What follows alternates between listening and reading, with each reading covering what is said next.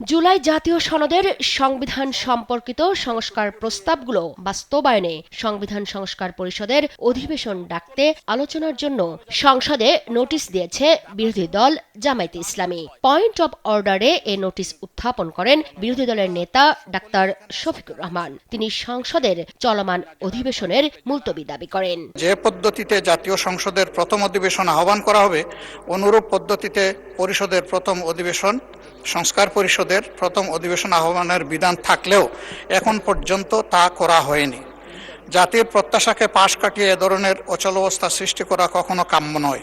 এমতাবস্থায় জনগুরুত্বপূর্ণ বিষয় হিসাবে জুলাই জাতীয় সনদ সংবিধান সংস্কার বাস্তবায়ন আদেশ 2025 এবং সংবিধান সংস্কার পরিষদ অধিবেশন সংক্রান্ত আলোচনার জন্য মাননীয় স্পিকারের প্রতি সংসদ মুলতবি প্রস্তাব উত্থাপন করছি। আমার প্রস্তাব হচ্ছে সংসদ মুলতবি করে এই বিষয়ে আলোচনায় দেওয়া হোক।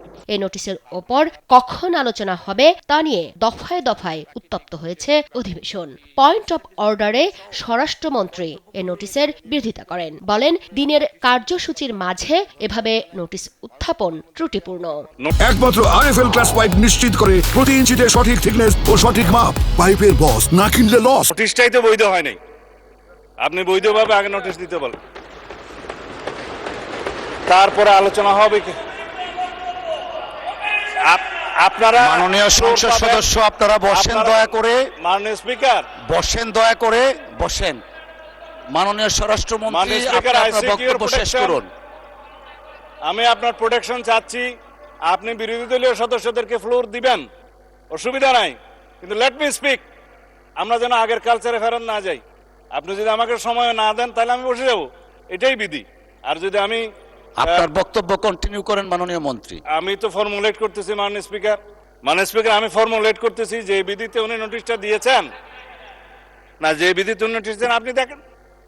আপনার সামনে তো কিতাব আছে, রুলস আছে, পার্লামেন্টের অফিসার্সরা আছে, সবাইকে দেখেন।